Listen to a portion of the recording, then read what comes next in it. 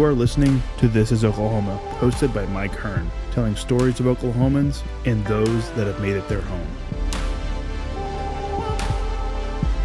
What's up, guys? Welcome back to another episode of This is Oklahoma Podcast. Mike Hearn here, your host, back with another episode. Excited to share this episode with you today, but before we do, I've got to thank our sponsors. First of all, the Oklahoma Hall of Fame. They've been a huge part of this podcast for the last few years. So the Oklahoma Hall of Fame have been sharing Oklahoma's story through its people since 1927. For more information on the Oklahoma Hall of Fame, go to www.oklahomahof.com. And for daily updates, go to oklahomahof on Instagram and give them a follow. Our other sponsor today is Chickasaw Nation. Now, the Chickasaw Nation have sponsored pretty much everything in Oklahoma. They're a huge supporter of Oklahoma. And it's an honor to have their name and their brand supporting this podcast. A huge shout out to Governor Anatobi for supporting this podcast. It really means a lot. Our third sponsor is Diffie Ford Lincoln down in El Reno. Now, this one makes me so happy because these guys are great friends of mine, play a lot of golf together. I've bought my cars from them, do most of my oil changes down there, have a cup of coffee, hang out down in El Reno. It's a good spot to go. And not only are they great friends, but they provide a great service. So for over 60 years, third generation family owned Oklahoma business down in El Reno. They're also in Bethany as well. So people in the Bethany area know the Diffies really well. But if you're looking for anything new, used, Ford, Lincoln, or whatever, I'm sure they could find anything you want. Check them out, diffieford.net, and then on Instagram at diffiefordlincoln. This episode is brought to you by Hope is Alive. Hope is Alive exists to radically change the lives of drug addicts, alcoholics, and those who love them. Join us Saturday, September 30th for our Sobriety Sprint 5K as we remember, honor, and celebrate those who've lost their lives. This family-focused event will feature a 1-mile fun run, inflatables, food trucks, and more.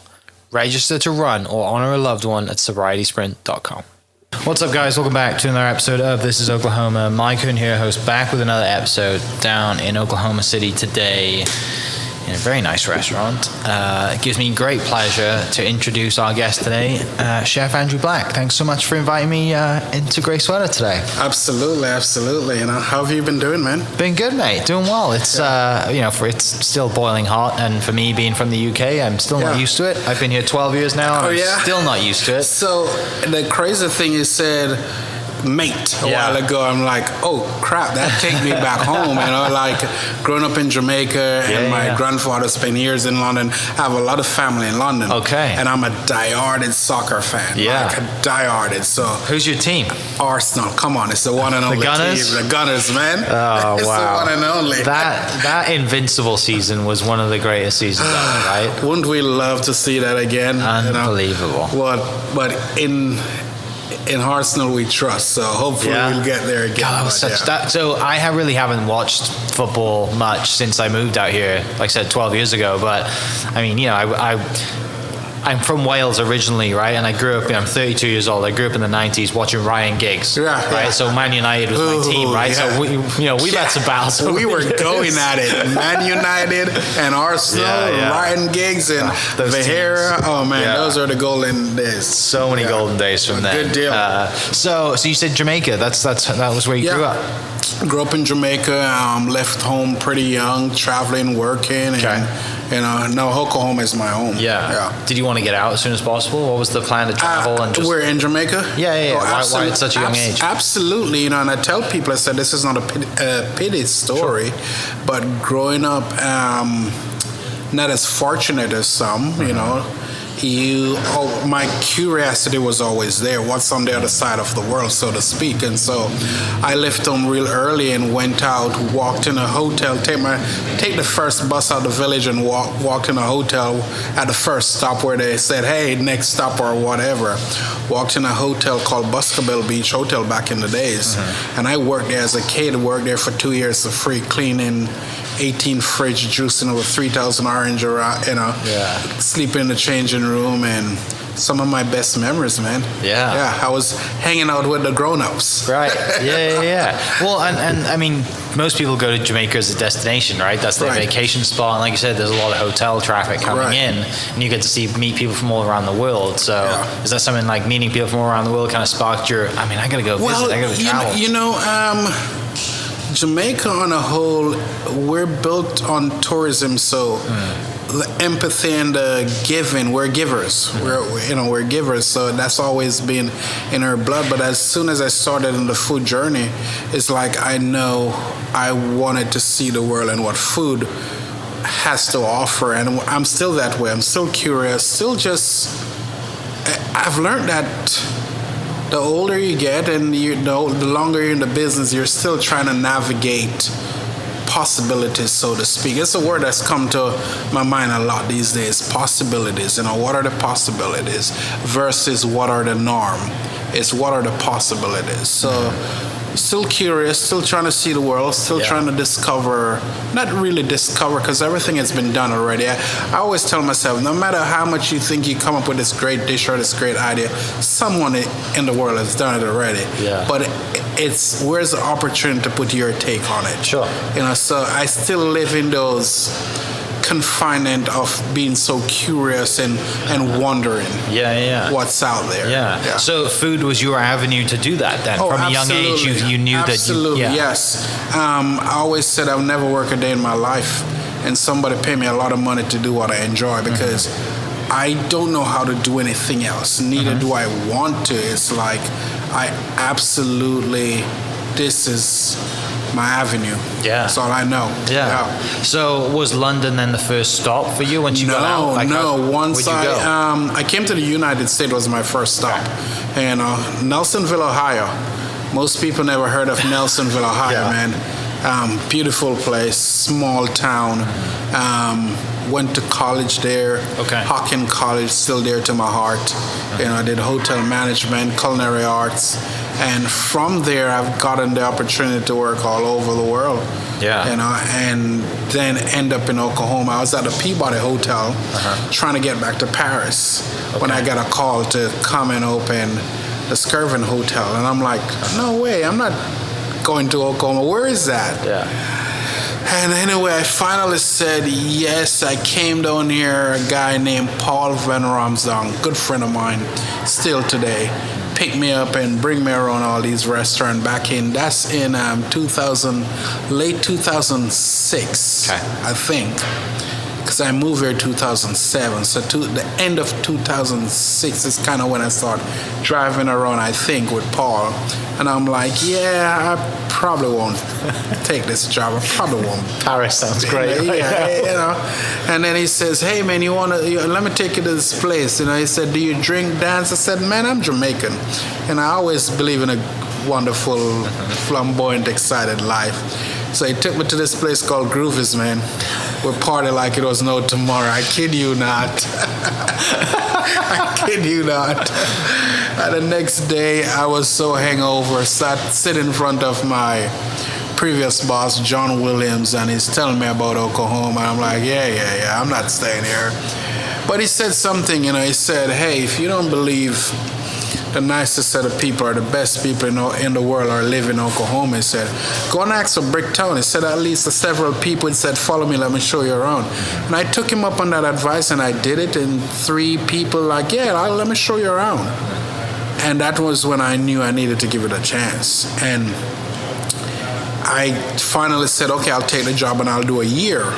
Well, about 2 years, 3 years, I still didn't unpack. I'm like, I'm not, But the amount of love that Oklahoma has shown me, and just it's still the state you can shake somebody's hand and it means something. And then the friends and families I've developed here, I've met, is now a part of me. It's like I couldn't see myself being away from them. Okay. This is absolutely home. Yeah. When I see people now and they said, I'm not staying in Oklahoma, I'm just here for 6 months. And I know you're not. I said, buy somewhere because you ain't leaving. It's like y'all really don't understand. Like it's, man, I love it here. I can't say enough about it. So this is home for me. But I have the opportunity to work at a Ritz in Paris. Did a little time in Cuba, Turks and Caicos, Jamaica, of course, Memphis, Tennessee. Here, just all over, man. Yeah. So it's been a good ride. Yeah. Do you see a lot of parallels then with Jamaican Jamaica and here with like how the people are like welcoming back home? Like kind of what you said seems like there's a lot of just, that's a good, like we're givers, right? We're givers here too. That's a good question. I never even thought about it like that. But now that you mentioned that, there is a lot of parallel. It's like want to make you feel at home, that empathy. Yeah, never thought of that, but it really is. It's that empathy. People here gives you that empathy of make you feel welcome and feel at home, and it's the same thing back in Jamaica. Yeah. So absolutely. Yeah. So like you said, back in Jamaica, you take the first bus ride. You could work at a hotel, and then like how long is it between that and then you go into school? Like there must be a period of time. So there. I was at the Buscoville Beach Hotel for a long time, but then the government came up with a program where it's like an exchange program where you had to go send some of the workers somewhere to go study or what. So I was one of the first experiments, so to speak. Wow. And that's how I got to Hawken College in Ohio. Yeah. And loved it, man. Work hard, party hard, study hard. I just loved it. Yeah. And that gets you off to the races. And that just get me off. The rest has been history. Yeah. I've just been like really blessed in that opened up the door for so many things, and it's like right there and then I knew I wanted to see the world. I knew I wanted to just keep gravitating to see new things and learning new things. Yeah. Were you traveling during like the gaps in the semester when you were in college? Did you travel after? No, in college I worked. Okay. In those semesters I worked. It was like, no, I'm going to work. Yeah. And I was working and saving up the money and eating free where I can and just saving. Something really loud going by.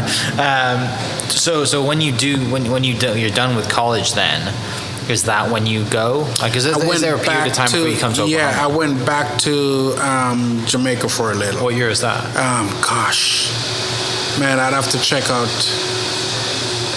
That was in, let me see, 6. Yes, I was in about 87. Okay. Something like that. Somewhere in that region, I went back to Jamaica, and then from Jamaica, I went to Turks and Caicos. Nice. Sanders Resort, Beaches Resort there. 85 staff, 9 kitchen. I mean, you talk about a workforce. Cultural. There was probably 30 different cultural, just there, people from all over the Caribbean, the world, everywhere. It was a major operation, Yeah. So did that, and then moved back to the state, and I was in Florida for a little while, and from being in Florida a little while, then I moved down to Memphis, Tennessee. Okay. Yeah. Barbecue Central. Yeah, Barbecue Central. But I was at the Peabody Hotel, and it's like I watched Memphis go through the same renaissance what Oklahoma is going through now. It went from not being regarded as a food town to a major food town now, hosting food and wine and everything. Kind of the same thing that I see happening in Oklahoma right now. Yeah. Well, it's great you've already seen it, right? Oh my gosh, I've already seen it and been a part of it. Yeah. I've watched all the great chefs move into Memphis, and they're still there. We're still great friends. They still, pushing the envelope and just reside there, and it's the home for them now. There. Same as it is to me here. Yeah. So, I mean, along this journey then, obviously this is kind of like quite a while before you do come to Oklahoma. Along this journey, you're just like, I guess, climbing the theoretical ladder of, doing your thing, and one day I'm going to be a head chef somewhere. Like, what's the plan at that time? For me, it wasn't like, I knew I wanted to kind of run my own ship, but the funny thing, it was never like me waking up and put a time frame on it, or said this year or next year or anything like that. It was mainly me just absorbing and like sinking my whole self in the food culture and understanding and learning it. It was never like, oh my God, I can't wait to be this, or I need to move from here to be this. I think that wasn't my mindset. My mindset was, how do I get better at my skill, and what does Paris look like? What does the food look like, smell there, and feel like? That was what it is. And now that I look back, I always said, I wish I'd even been to more countries and see more. Yeah. Why do you think that is then? Because that's not common now, right? Everyone has a timeline. Everyone wants to be. They're not focused on like what they're not focused on their craft. They're focused on timeline. Yeah, I want to go to the moon. Yes, and it's different time and different culture. Yeah. Different era. There's so much now through the lens of the phone, the social media, everything. So it gives you more of a sense of what you're trying to achieve. So now there's a timeline on it versus back then. And it's not even that long ago, but we didn't have... We hear about places and we pick up a book and we saw it and read about it. And that was kind of all we saw. And we hear the chefs from overseas talk about it, and you get to work with them and you kind of see the lifestyle, so you dreamt of going there. Now you can go on Instagram or anywhere and it's like you're there, so it's like, okay, I'm packing my bag next week and going, or let me pick up the phone and call to do a stage and I'm going. It's so different now. Everything is, you can access a lot more now. Yeah. And it's not a bad thing. It's just different, You can access a lot more now. Yeah. The world is moving fast. Yeah, there's pros and cons to it, right? Yeah. But at the same time, like you're coming up, and it's great to not put a timeline on it. Yeah. Because you just enjoy the moment. I just enjoy it, and I mean, at some point, the longer in the game, I knew it would pay off, and the more when it started paying off, it's kind of when you started to say, "Oh, maybe I'm built to do this." Perfect example. If you look at where I was 3 years ago to where I am today, it's a different mindset. I can't just be the chef anymore, the cook anymore. Also, think of business. I have a lot of people that depend on me, a lot of people that took the journey with me. So it's about, okay, I have nothing to prove in cooking, but what I do have to prove is to make sure the ones that are on the train are well taken care of to the best that I can. So the mindset has changed, but the goals still remain the same. Yeah. So you're in Florida for a little bit, and then do you just like, how do you get the phone call to go to Paris or to go to the UK? Like how does that transition happen? So I was working at the Peabody Hotel, and I was lucky to have a good general manager and a great executive chef, Andres Kistler, which is still like my brother, my dad, he's still there. And we just talked about, hey, where do you need to really go and see other things? And the Peabody helped me to get to Paris, so I was on and off there. Yeah. Do you think you'd arrived when you got there? Like this is... No, not at all. And if anything, it was a shock because, already I was executive sous chef at the Peabody Hotel. You're talking the Peabody. It's the South Grand of the Grand. You're like, your shit, right? But then you go to Paris and you walk in and there's a 16-year-old kid out there 10 times better than you.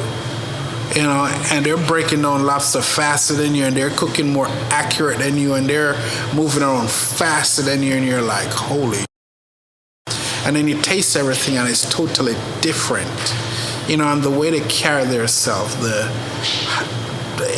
always said it's just like how do you put yourself together? Yeah. How do you approach everything? It's like, it's a sense of different. It's different. People, but the good thing about it now, because people said to me, well, do I need to go to Paris? Well, God, this country is so great now where everything you can learn there and taste there, you can find it in the U.S. Yeah. But back then, which is not a long time ago, the goal was to go to like Paris. The goal was to go to London, all these great restaurants. So, but no, when I got there, dude, I was like a fish out of water for the first, at least, it must have about 2 weeks. And nobody talked to me.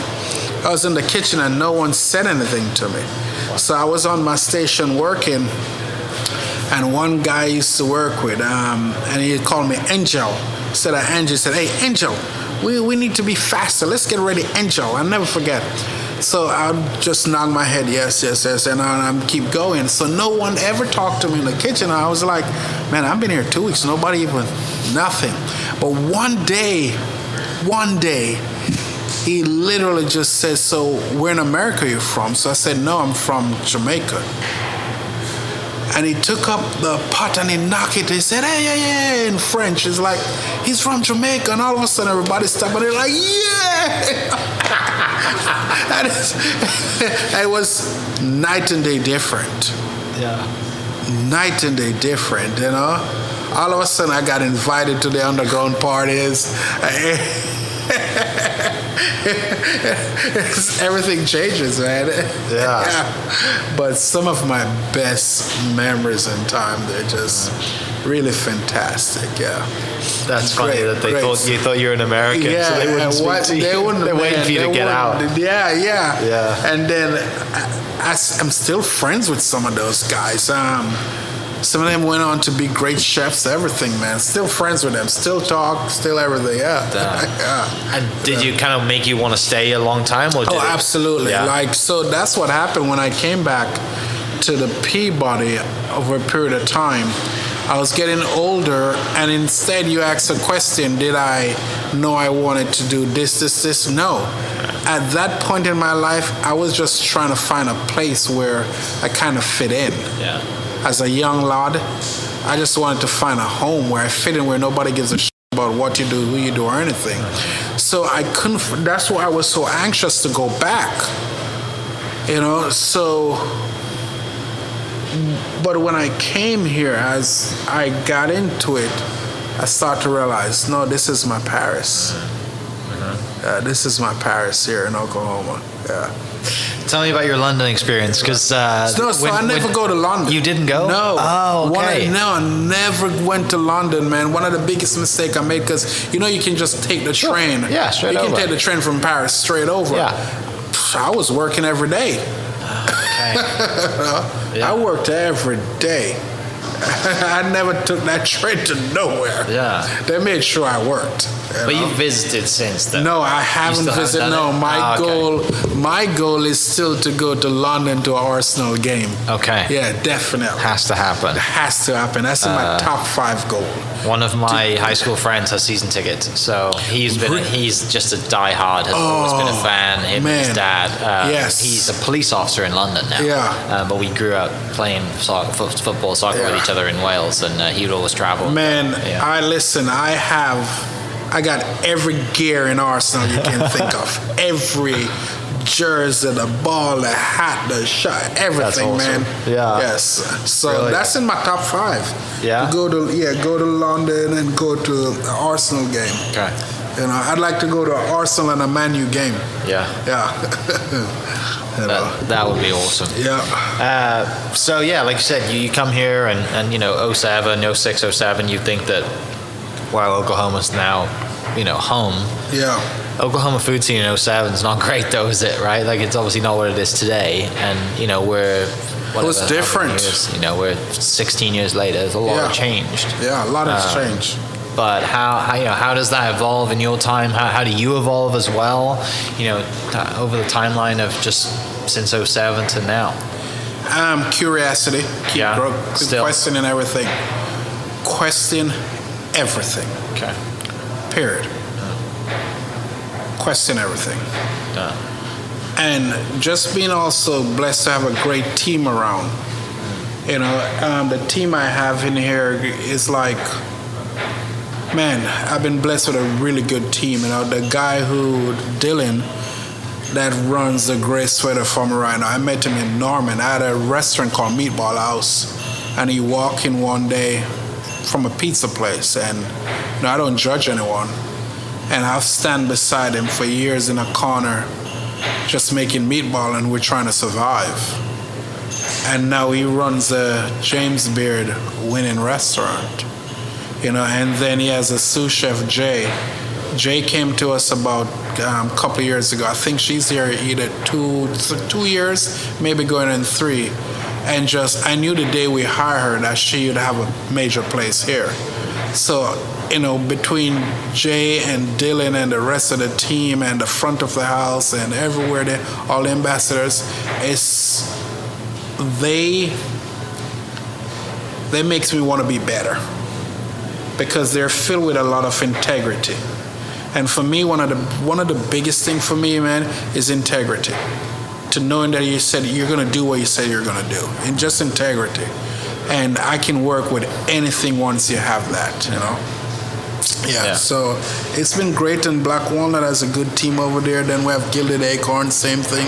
And now we're embarking upon the Skirvin to do something there, and just growing it. Going back to the Skirvin. Going back, yeah. It's crazy because about a month ago or 2 months ago, my brand manager looked at me, we were driving, and she jokingly said, "You know what you should do?" I said, "What?" Chelsea, "What should I do?" She said, "You should go back to the Skirvin." And I looked at her, I said, "Why would I do that?" And here we are. Yeah. So she said, "You see, I told you." She said, "You see, I told you this." But it makes sense to me because, so I've had, someone always said, "What are the most fun job you had?" And by far, the Peabody and the Skirvin. Yeah. There's something about those two hotels, and the Skirvin I've always had my heart because I built the damn thing 16 years ago. So to go back now and be in that space, it's emotional and really so most of my customer that comes to Grace Sweater, I met them at the Skirvin. Wow. Yeah. Can you imagine that? They've grown with me. They've grown. Man, I am so fortunate. Most of my customer are customer that has grown with me since day one, that are still growing and being at all my concepts. So I have a relationship with my customers, man. That's why people always say, "Well, I couldn't find you, I couldn't locate you." I said, "You haven't tried at all," because my number is everywhere. I don't hide from anyone. My number is everywhere. A customer will call and they're like, "Oh, chef," or I'm like, "Hey, such and such." So going back there, it's like, It's exciting, right? Yeah, it's a new challenge, but also it's exciting to go back and do that. It's a new challenge, but it's also like, it's somewhere I want to be for a long time. Okay. Yeah. And plus what they're doing with the hotel, renovating the entire hotel, renovating the lobby, the rooms, the space, everything. That hotel deserves that. It's Skirvin, for Christ's sake. I don't care what you build in Oklahoma. There's only one Skirvin. Yeah.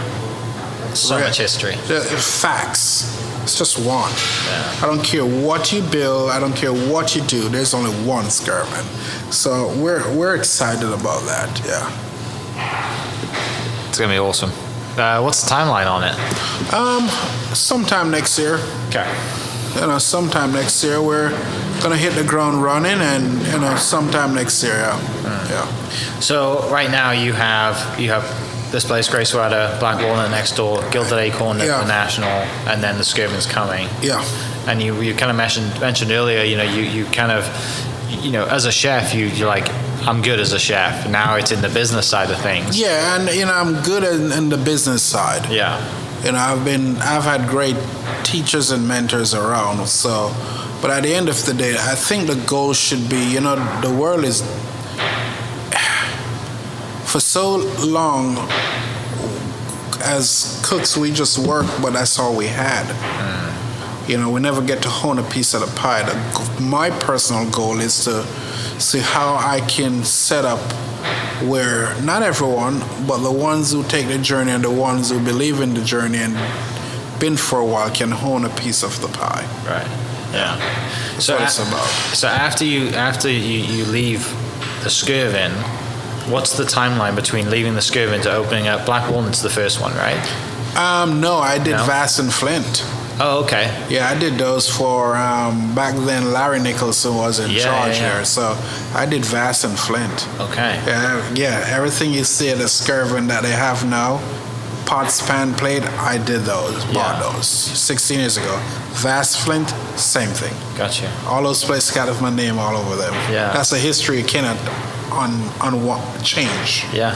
Yeah. Yeah. So I did those, and then I just realized that it was just time for me to build my own, where as cooks we can draw on our own canvas. Okay. With unlimited paint. Yeah. So is that what Black Walnut was? Like that's where it comes from?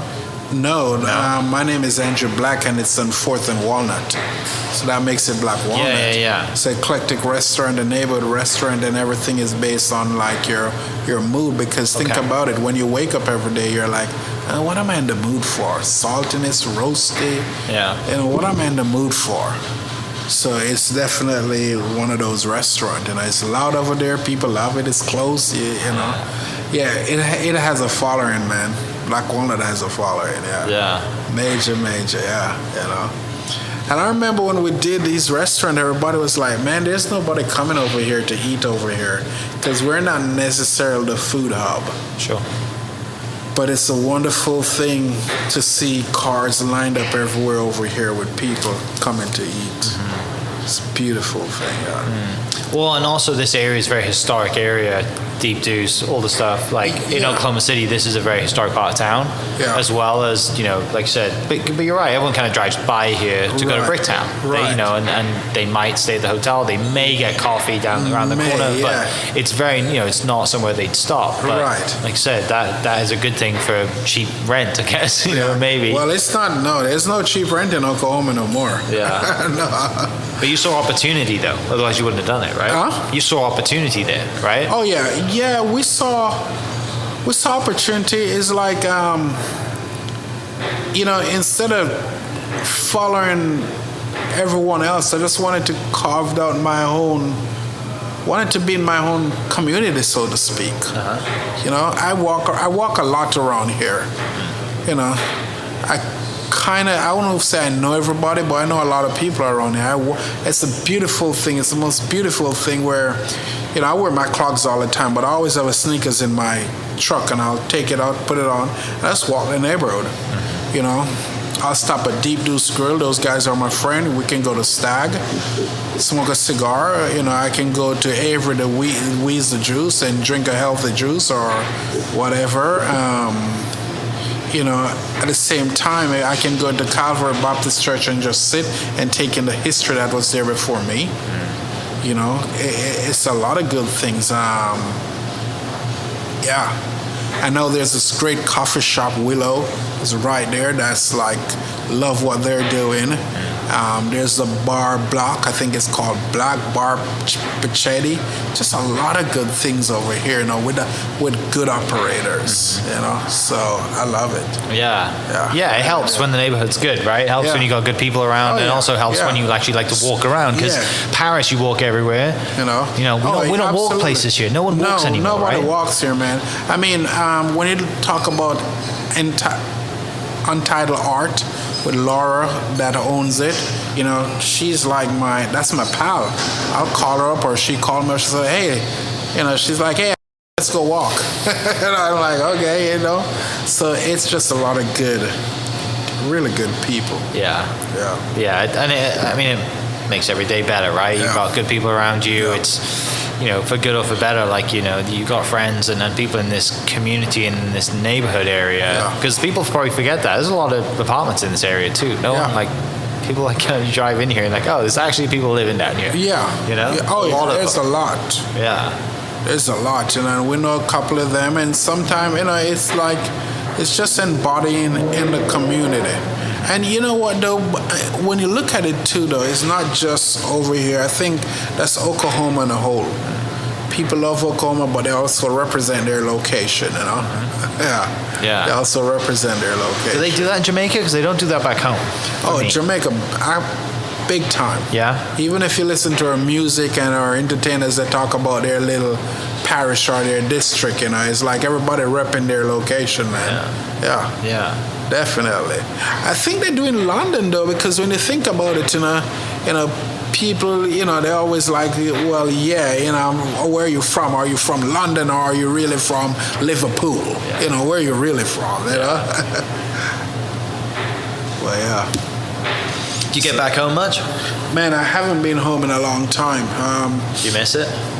I never used to. Yeah.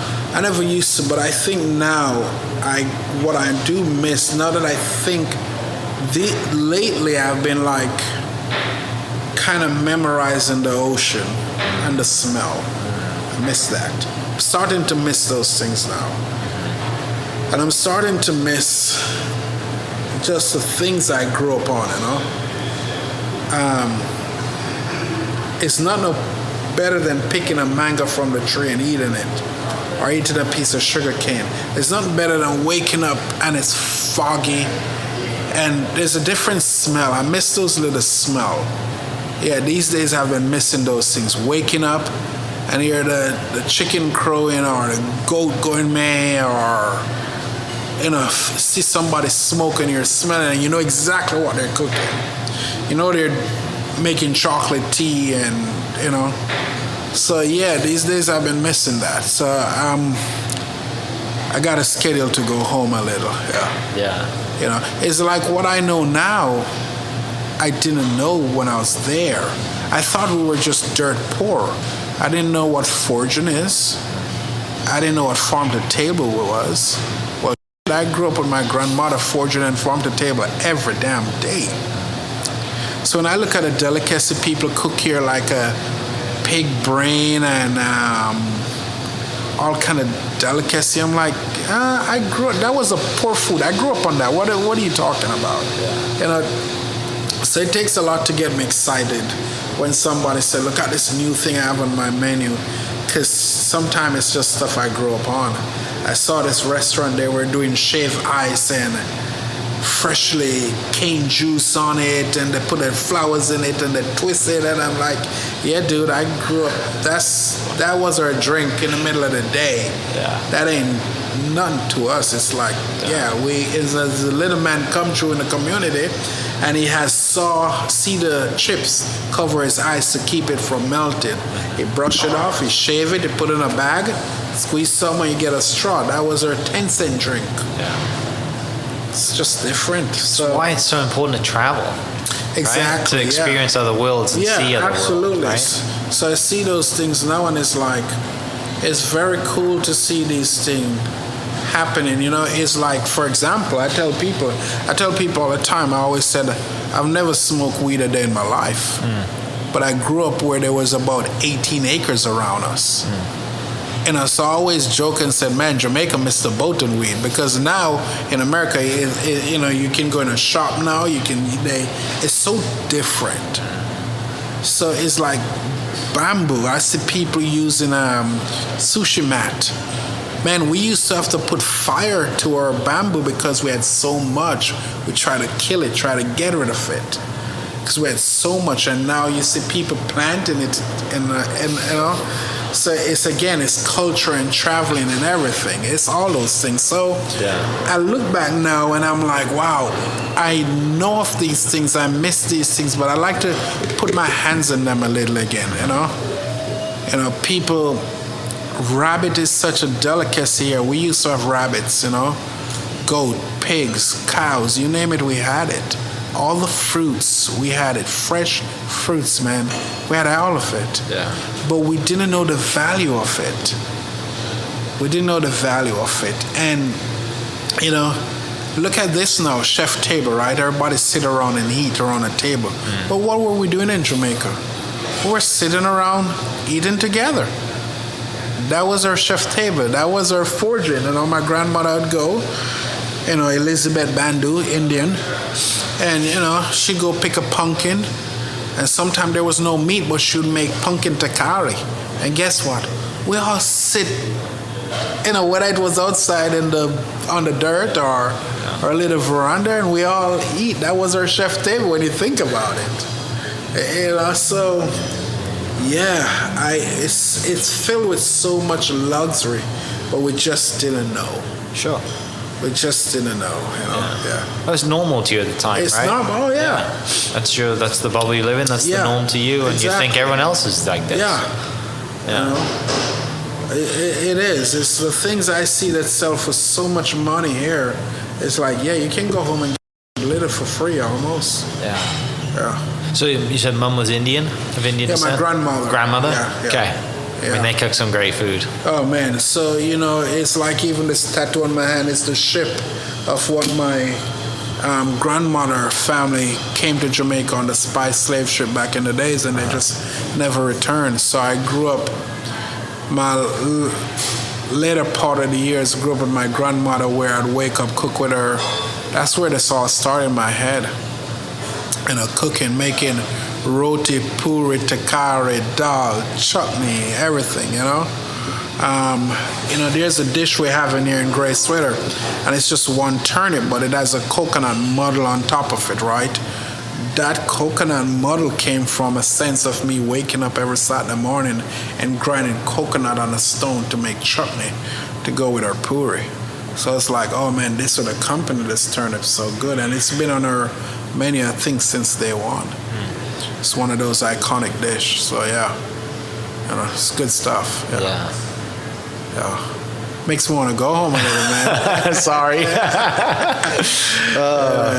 That's the other thing the UK is known for too, though, is great Indian food. Yeah. I mean, the culture. I tell you what, that's another thing I really got to do is go to the UK, because the cultural, man.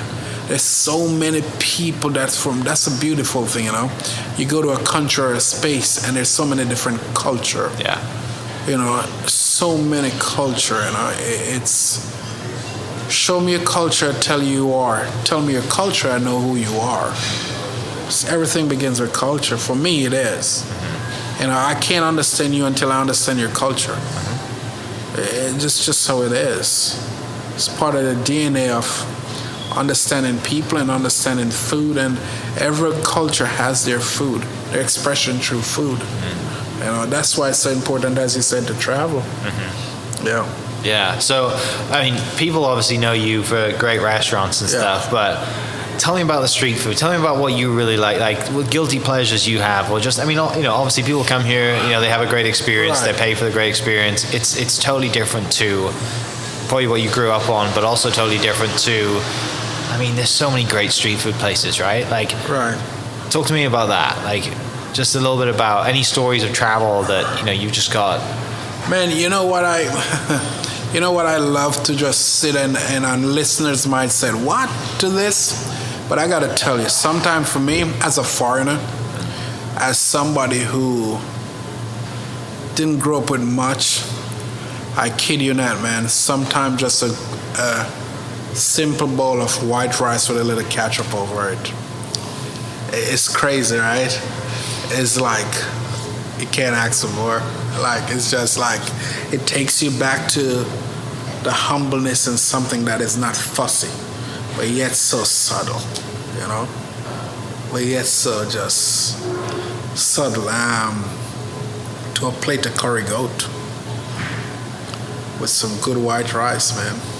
Yeah, just okay, yeah. Just simple things. I'm not when I go to a restaurant and eat, I'm not the one to pass judgment. If I go to a Michelin, I expect a different level because it's a Michelin or so. But there's one thing I learned in the kitchen when I see people come in and say, "Oh, I'm a foodie." I always say, "What the f*** make you?" Excuse my language. It's what makes you a foodie, man? Because here's the deal, you're a foodie, right? And I know some people listening might hate me for this, but here's the reality. I don't think they think of it like this, right? You're a foodie because you've traveled and eat a lot, but you can't cook for shit. And then you come in an establishment and all of a sudden you decide, it could use a little more acid. Or, you could use a little more salt. Who gives you that authority? Because we live in a world where there's so much mental health, and so cooks are coming in. You can never pay your cooks enough, and they're going through so much, like any other job. And here they are busting their ass in the heat, everything to try to show you empathy and integrity and to make you enjoy your meal. So when you're going to write a comment or so and said, I'm a foodie and this, think of what it doing to the people who spend from 10 in the morning back until 1 in the morning.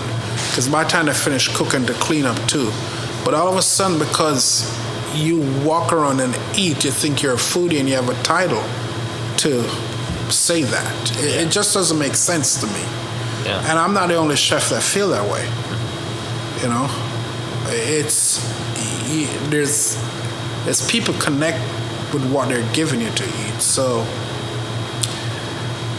but you know, it's the world we're in. It's the world we're in. But yeah, I never understand the foodie thing. I don't know what certificate or where you get it from or how does it work. I just don't know. Yeah. You know? Well, and a lot of the it's times, like me trying to say I'm a what makes, you know, it's I don't get it. Yeah. Well, I mean, and like I totally agree with you, because a lot of the times, like I cannot cook to save my life, right? Like I'm terrible at it. My mum worked at was a cook at a Ford Motor Company engine plant. So she'd cook for, you know, her and her team would cook for, I don't know, 150 people plus every night, right? And so, like, she knew how to cook, right? So she didn't have time to teach me, and I didn't have to. As a kid, I was like, "Mum's cooking, great," right? Like I was never put in the position to say, "You've got to cook, otherwise you're not going to eat." Right. So you know, so I didn't have that, right? But and that's the thing, like, you know, you add that with the social media side of things, and you talk about, you know, all these foodies in, you know, quotes, right, or bloggers or whoever who have social media followings.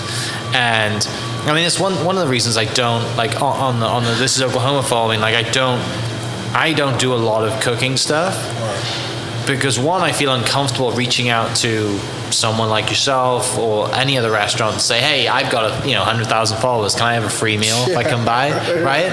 Like, it just doesn't sit well with me. I don't know why it doesn't. There's might be something to do with back home, but it just doesn't sit well with me, right? But there's a lot of people that do that, and like you said, those people just have an Instagram following or a blog. They have not been trained. They've just quote like food and want, you know, some of them want free meals. And look, there's great people out there. Some of them are great. Some of them know what they're doing. Yeah, some of them absolutely. Some of them are writers and whatever, right? But at the same time, like, I'm sure the majority are not. Yeah. You know, and I can see how it's extremely frustrating for someone like yourself or any of your team that work their ass off, and then get one guy on Instagram or girl on Instagram that says, this was okay. You know? Like, exactly. Really? Like, who gives you that right, man? You didn't pay for food, you know, like, or whatever it is. Like, so yeah, I totally agree with you. So yeah, I don't go into a restaurant and because you never know what they're going through. Right. You never know who. So many times people come in and, you know, their dog is sick or their grandmother's sick or something going on. They don't just wake up and say, "Yeah, I'm gonna everything over tonight." It's just not how it works. They're just like, they're going through stuff. They're going through stuff, man. Yeah. So yeah, I do a lot of eat and shut up. Just eat it, enjoy it for what it is, and I move on. You know? Yeah. Do you eat it? Do you do a lot of discovery too when you travel and eat and think about like what I can change, what I can do? Because I'm in the fine dining stuff, I find myself don't do it. Okay. But say I go to London or I'm going to Paris or I try to get to at least one discovery restaurant to see what's going on, and then the rest of it is like, what am I feel like? Yeah. You know, what do I feel like eating and drinking? I can't be bothered. You know. Yeah. But if I'll try to hit at least one. One is like, you know, where it's like money's not an issue. No matter what it is, I'm going to this one. I'm going to enjoy it. I'm going to dive into it. I'm going to immerse in it. Everything. Yeah. Once I do that one, I'll make some notes, mental note, you know, mental photo, everything, smell, taste, feel, and I'll store it somewhere. And then the rest of the time, I'm just enjoying it for what it is. A lot of walking, a lot of relaxing, a lot of just looking, just sightseeing, really. Yeah. You mentioned drinks. Drinks obviously a huge part of everything as well. And did you grow up drinking tea over coffee in Jamaica? Oh, absolutely. No, we grew up drinking a lot of tea and a lot of chocolate tea. What's chocolate tea? It's what we use, the fresh chocolate, right? So we had chocolate on our property, so we'd people are like fancy. Like, I see this thing now. Not everybody, but there's a lot of restaurant there seeing the real cocoa bean for the first time. We got acres of that back home. So we take it, we dry it, we parch it, we beat it till it becomes a ball, and we grate it over boiled water with sweet condensed milk, a little nutmeg, and we drink our, chocolate tea, So we drink that and a lot of lemongrass tea and mint tea and bush tea. Like you go pick a piece of guava bush and you boil a tea. We're always drinking tea. I saw this meme the other day, and it says, I saw this thing the other day, and it shows a Jamaican. The temperature is like 120, and he's drinking hot tea. I'm like, yeah, that's us. That's us right there, yeah. So, yeah, I grew up on those things. Yeah. And then, on the alcohol side of things, too, like that's, there's so many pairs and, what you're going to pair the meal with or what I drink or, there's so much stuff that you can dive into there, but do you have like personal favorites or personal drinks that, hey, if I'm going out on a night out? A good bottle of bold red wine. Red wine? Bold red wine. I'm talking red wine that it's not even about the price. It's the grapes, the vineyard, the blend. I'm a lover for good red wine. I'm a lover for good Johnny Walker. Okay. There's so many different release of the Johnny Walker, so I love a good Johnny Walker. A good Johnny Walker, good cigar, good red wine. Yeah. Yeah, that's my thing. Good mix. Yeah.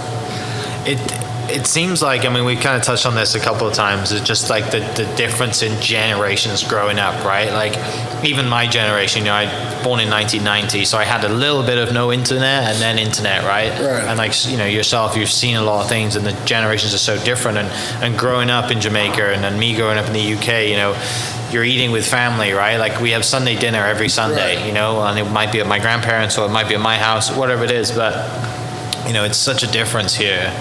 And it's almost kind of, you look at like, how do you, when we look across the restaurant here, right, and you got everyone sitting around, right? Like people, like you said, we did that growing up. Like that was not, but now it's such a, it's like, you look at the restaurant and like, this is special now to have everyone around a table, in a big setting, not just like 4 people, but like, let's have 20 people around a table, and like that now is a thing. Whereas, like, you used to do that with family, like, every Sunday. Yeah. And now, you're bringing that round. And kind of what I'm leading to is when you look at layouts of restaurants and how because that's obviously a huge big deal as well, is how we're going to structure the restaurant, lay it out. It's obviously got to make sense. So you got to have as many seats that make it financial sense as well. But is there times where you just think, man, I'd just love to have a giant dining room table in here and just kind of hang out? Sometime it depends on the concept, to be honest. Yeah. Depends on the concept and the story and the feel that you're trying to go through and what you're trying to do. We knew we wanted, like for example, in here the table, we knew we wanted people to sit there and immerse in what we're doing, but we also knew people wanted to sit face to face in here and communicate. But definitely, there's a space and time for it, especially private dining rooms. It's needed. I think today where food is going, it's not so much about the food, but it's about the restaurant itself. What story does it tell? How do you feel when you're in there? I think that's where it's going. I had, I'm trying to look up his name, Gabriel Lewis. I had Gabriel on the podcast this summer. And, he's obviously been on MasterChef, young kind of hotshot coming up from Oklahoma City. And you got what's it like having people like that around as well? Now, when you came here in 2007, there wasn't much, right? But now you have such a rich kind of like, we're doing something here, right? We're all collectively part of this food scene in Oklahoma City. How's that? I had tea with Gabriel about probably 2 weeks ago. It's absolutely such a refreshing and pleasure to see Gabriel here. He could have gone anywhere, but to see him here doing his thing, it just gives you that hope, the future, and like it continued to grow. So I'm a big fan, and I'm fond of what he's doing. And he's genuine about it, Tony. He's working his ass off doing it. He's not taking shortcuts. And I like that about him. Yeah, I like that about him. So, and he's slowly carving it out his niche also. That's a good thing. It's only going to grow the city, man. Yeah. It's only going to grow the city. The city haven't seen shit yet. Wait till there's more cultural people moving in. So we're going to have more cultural restaurants. That's what happened in Memphis. It got to the point where more cultural people walking in. So you're gonna start seeing Venezuelan restaurant, authentic. You're gonna start seeing Cambodian restaurant, authentic. It's gonna happen. Cultural restaurant is gonna be the next big phase. Yeah. Mark my word. Remember I said that. Cultural restaurant. I'm looking forward to it. I am looking forward to it. I don't get out enough, but I will. The more people come to a city, they bring their culture. Yeah. The more different, diverse, and everything, So you're going to be able to wake up and say, oh, I'm going to a Israeli restaurant. And it's good. Yeah. It's not going to be mediocre because those people it's going to happen. It's going to happen. It started already. It started to happen already. It's just going to get more diverse. Yeah. What's your home kitchen look like? You cook a lot at home or not? No. No? Don't cook at home at all. No? That's just takeaway, don't want to work home? Fridge got champagne in it, counter red wine, sometime a grapefruit, maybe a cabbage.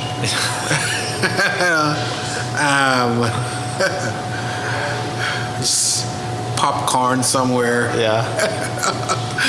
Just not a place you want to go home and cook. Yeah. If you're coming to say you're gonna have a drink with me, you're gonna drink good red wine, good scotch, champagne, just and bare minimal. So I always said to my friend, I do these things to my friends when they're coming over because they always think, oh, I'm going to Chef House, he's going to cook this great meal. I always do order up. DoorDash on its way. On its way. Enjoy it. Domino's pizza showing up. Yeah, man.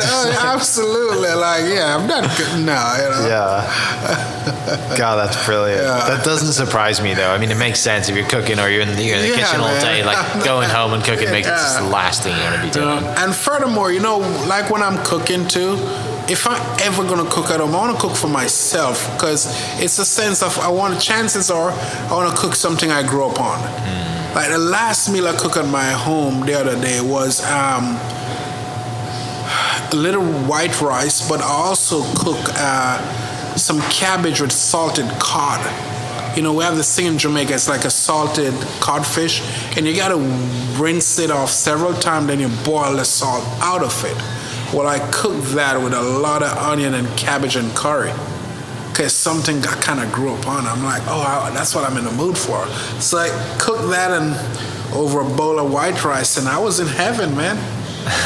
I was in heaven. People gonna hear this and like, what? I was in heaven. I was very satisfied. Yeah. And then later down the road, smoke a good cigar and a good glass of scotch, and it was perfect. Set. Yeah, I was set, man.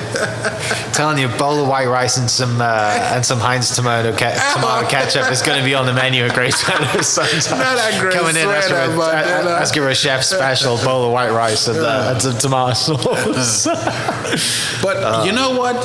You might be onto something. Imagine if I try to elevate that to another level, right. Yeah. It could be something so dangerous, Or you could use it as a signal for everyone else who's behind the kitchen of someone who doesn't know what they're doing. You could do the right rice and then turn into foam. Yeah. You could take the ketchup, make the ketchup yourself, and turn it into caviar. Yeah. So all of a sudden you have this foam white rice, this ketchup that becomes caviar, and you might sear a scallop and serve it. And see, there you go. There it is. There you go. Boom. You can name it after me. It's fine. Oh, that's so good. Oh, you know what?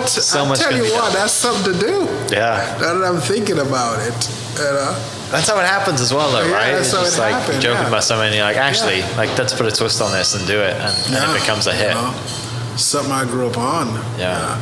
It's poor people stuff, but we loved it. Right. You know, we loved it. And think about it. All these great dishes that restaurants are serving, where do you think it all came from? You know, it's pig ears. Come on now. That's the shit we used to eat because we couldn't sell. That wasn't a top end of it. You know, where do you think that comes from? That comes from what the poor people use. All these stew, oxtail. You're seeing that on menu. You know, who do you think used to eat that? It comes from, you know, the less fortune. Yeah. I miss stew so much. You know, Like in the all winter this time. stuff, man. I miss stew. Yeah, you know. Now people are serving chicken feet on their menu. I grew up eating that stuff. You know, I do. Do you God think? bless her heart. My grandmother used to cook that shit. That's what I was about to say. It's like your grandmother's probably just turning in her grave Curry thinking. chicken feet. Oh yeah, I grew up eating that stuff, man. Oh, I love yes. it. That's awesome. Oh man, that's some good stuff. Yeah. So, but yeah, you know. Yeah. But yeah. So we have obviously the Skirvin's coming up. That's kind of in the works. That's the plan going forward. Last question: what do you want to be remembered for? What do you want to put your mark on this city? You've been here for a long time now, and obviously this is home. Giving back. Giving back. Giving back. I've left home early, and all I've received along the way was help from people. So, for me, my mark has to be giving back. Okay. It's not about what I've built. Sure. It's about the opportunities that I'm trying to create for others. Giving back. Yeah. Major. Yeah. I love what you said earlier about possibilities. Man, listen. It's even on my James Beard thing in my jacket. The word "possibility" was typed in it. You know, possibility and curiosity. Curious. Those were the words in it, custom made in it. Yeah. Because it's everything. Yeah, it's everything, man. Who made your jacket? Lauren. Well, yeah, I have one. It's great. William and Lauren. The best. Yeah. I'll never ever now go buy a Walmart jacket. Like I just won't. I mean, she's the best. Yeah. Yeah, I have. On the inside of mine, I have HAFTB, and it stands for hard as to beat. See? Right? There you go. So we don't always win, but we're hard as to beat. Yes, right? there you go. And that's one thing that we Love had it. from the golf. We had that. That's on the inside of one of mine. Yeah. I need to get another one for more of a casual one. She's the best, man. But She's the best. It's just, we just keep, though, put it this way, we haven't started yet. Yeah. We really haven't started. The world ain't seen yet. As Lil Wayne said, I'm about to pick the world up and flip it upside down. Truly. Yeah. Like, truly. Like, I am more curious now than ever, more driven now more than ever, and question possibility now more than ever. And the beauty about it, I'm not afraid to do it. At first, until I failed with my first restaurant, I was always scared. No, I'm not. It's like, it'll always work out. Yeah. Always work out. And it's not me being boasty or bragging. It's just it's just knowing I can work harder. Yeah, it's a mind shift. It's a mind shift, yeah. And like I said, growing up from nothing or eating chicken feet or whatever it is to coming to here now, like you've seen what's possible, but also the possibilities you had when you were a kid are nowhere near the possibilities you have now that have been unlocked because of all the hard work you put in. I think a lot. I think about a lot, but I don't worry about a lot. Yeah. I think about a whole lot, but I don't worry about a lot. Just don't. Big difference. Big difference, At least now. And I think, it has to do with the people I have around me, to be honest, man. It's the people I have, like that lady Kendra right there? Like, Kendra started working for us, and there's just so much she brings to the table, good or bad. to call you up. I can be somewhere and she's here and she'll call me and say, hey, chef, you need to have a meeting because this need to happen. This need to discuss. Or, chef, you know what? I'm going to come in tonight because the tea might be short. I'm going to do this. To have those around, oh, man, I can't ask for more. I'm getting goosebumps just thinking about it. I can't ask for more. It's like, and these days I'm here, it's like I'm not needed. I don't know, and it's not a bad thing. It's just like everybody, I finally look through, I can go outside and look through the window, sometimes I do, and everybody's in place and everyone is working and everybody's holding each other accountable.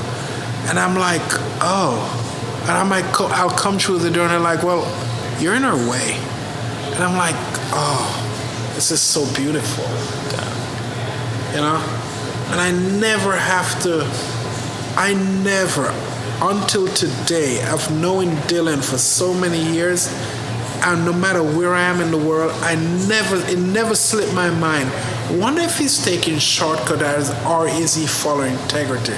The gentleman is filled with integrity. So I never question it.